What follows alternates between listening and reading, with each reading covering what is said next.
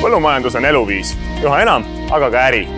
Toimetab elusa ja ilusaga, kuid siiski seadustele allutatud. Meil Trinitis on rohkelt kogemusi põllupidamise ja loomakasvatuse õiguslikus pooles ning ainsana Eestis põllumajanduse õigusnõustamisele pühendunud töökond. Olgu teemaks piima müügileping, saamata toetus, laekumata arve ja müüdav põllumajanduslik elutöö, abi tuleb meilt.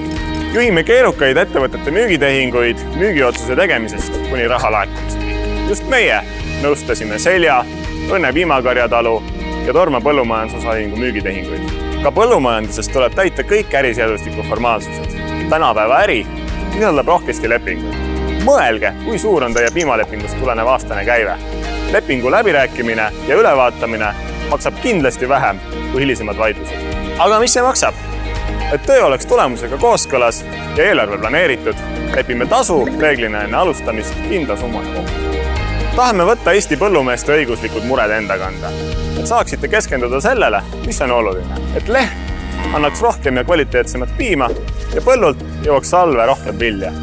Trinity aitab, annab nõu ja hoiab. Südamega. Põllumees teab, kellega ühendust.